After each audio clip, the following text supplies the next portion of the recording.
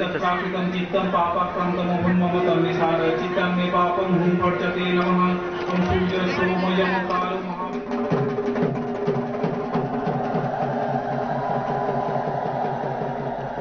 প্রতি বছরের মতন এই বছরও ধলেশ্বর রামকৃষ্ণ মিশনে কুমারী পুজো অনুষ্ঠিত হয়। কুমারী পুজোর আয়োজন ঘিরে ব্যাপক সাড়া পড়েছে। অগণিত ভক্তদের উপস্থিতিতে সেখানে পূজিত হলেন প্রথম শ্রেণীর স্বর্ণমিতা চক্রবর্তী। রানীর বাজার স্থিত তার বাড়ি। স্বর্ণমিতা চক্রবর্তীকে আজ শাস্ত্রসম্মত মতে মালিনী রূপে পূজা করা হয়েছে। 2018 সালের 19 সেপ্টেম্বর তার জন্ম। 7 বছর 11 দিনের স্বর্ণমিতা তথা মালিনীকে আজ পুজো করা হলো। বাবার নাম কিশোর চক্রবর্তী, মার নাম মুন্না ভট্টাচার্য।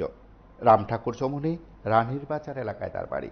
প্রথম শ্রেণীর ছাত্রী স্বর্ণমিতা চক্রবর্তীকে আজ কুমারী দেবী রূপে পূজা করা হলো আগরতলার ধলেশ্বর স্থিত রামকৃষ্ণ মিশনে।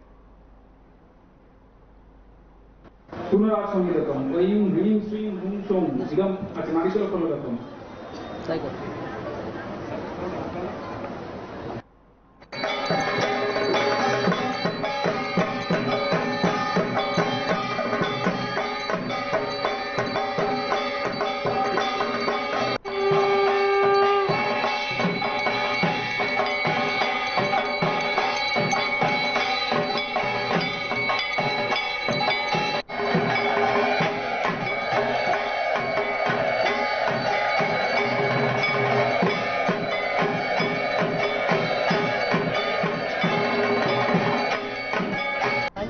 प्रणाम। ओम नमामि तुलकामी परम भाग्य संदायिनी कुमारवती चातुरी सकल सिद्धि मानंदिनी प्रबाल गुटिका स्वजाम रजत राग वस्त्रान्वितां हिरण्यतूल भूषणां भुवनवा कुमारीं भजे।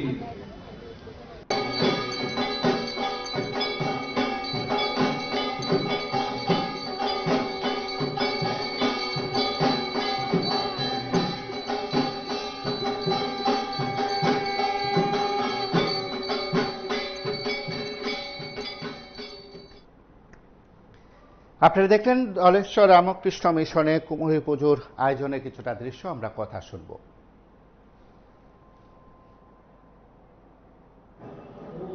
এই কুমারী পুজো পৌরাণিক যুগ থেকে চলে আসছে। এর পিছনে একটা ইতিহাস আছে।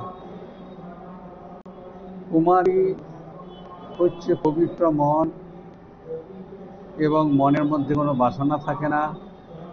আমাদের শাস্ত্র বলে সবার মধ্যে ঈশ্বর আছে, ঈশ্বরকে দেখা, কিন্তু সেই ঈশ্বরের প্রকাশ কুমারী মায়ের, যেটা আমরা কুমারী মা বলি, তাদের বয়স খুবই কম থাকে, পবিত্র মন, এবং সেই পবিত্র মনে তখনকার দিনে ঋষিরা কুমারী রূপে পুজো করে প্রকৃতির পূজা করবে, এইভাবে আইডিয়া নিয়ে শুরু হয়েছে। প্রকৃতিরই পূজা হচ্ছে, কিন্তু মানব দেহে যে কুমারী, যার এত সুন্দর পবিত্র ভাব, সেই পবিত্র ভাবটাকে তুলে ধরার জন্য ওনারা সেই সময় পৌরাণিক যুগে কুমারী পূজা শুরু করে, এবং সেটা এখনো চলে আসছে। দুর্গা পূজাতে বিশেষ করে মা তো দুর্গা সৃষ্টি স্থিতি বিনাশিনী, তার বীজ সেই কুমারীতে আছে। ছোট্ট বীজাবস্থায় সব কিছু আছে, সৃষ্টি স্থিতি প্রলয়। তাই মুনি ঋষিরা এইভাবে কল্পনা করে মায়ের মানে প্রকৃতির দুর্গারই পূজা করে। এ সম্বন্ধে আর একটা কথা আছে যে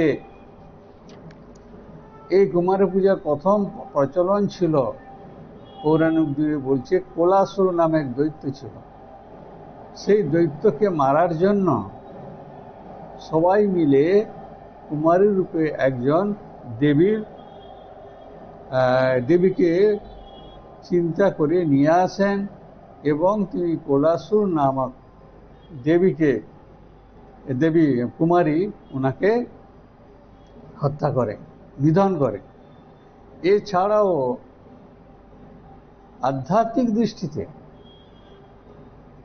কুমারী ভোগ্যবস্তু নয়, নারী পারমার্থিক বিষয়, আর্থিক নয়। এটাও একটা সমাজের মধ্যে বড় শিক্ষা।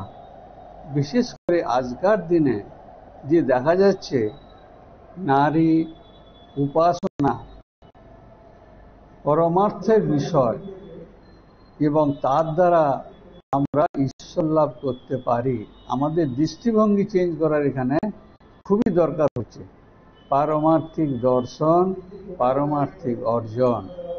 এই জন্য শ্রীরামকৃষ্ণের জীবনে আপনি দেখতে পাবেন ষোড়শী মাকে উনি পুজো করেছিলেন দেবী রূপে। দেবী কোনোদিন ভোগ্য হতে পারে না।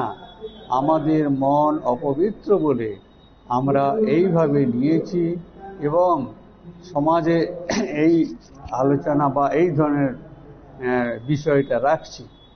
কিন্তু আজকের দিনে এটা সবারই উচিত, এটা পারমার্থিক বিষয় বা অর্জন পাওয়ার জন্য কুমারী পূজা বা নারী পূজা, তন্ত্রমতে নারী পূজার আছে, বিধি আছে।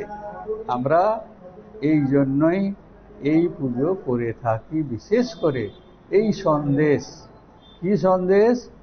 সমাজে নারীরা পারমার্থিক অর্জনের বিষয়, পারমার্থিক অর্জন দর্শন এবং বিষয়, ভোগ্য বস্তু নয়। এইটাই হচ্ছে মেসেজ। আপনারা শুনলেন সেখানে মহারাজার বক্তব্য। তার পাশাপাশি দলেশ্বরে সেখানে অগণিত ভক্তদের উপস্থিতিতে এই কুমারী দেবীর পুজোকে কেন্দ্র করে ব্যাপক সাড়া পড়েছে। আমরা আরো কিছু দৃশ্য সরাসরি দেখব। প্রণাম। ওম নমামি কুলকামিনী পরম ভাগ্য সন্দায়িনী কুমাররতি চাতুরী সকল সিদ্ধি মানন্দিনী প্রবাল গুটিকা স্বজাম রজত রাগ বস্ত্রান্বিতাম হিরণ্যকুল ভূষণাম ভুবনবাগ কুমারীং ভজে।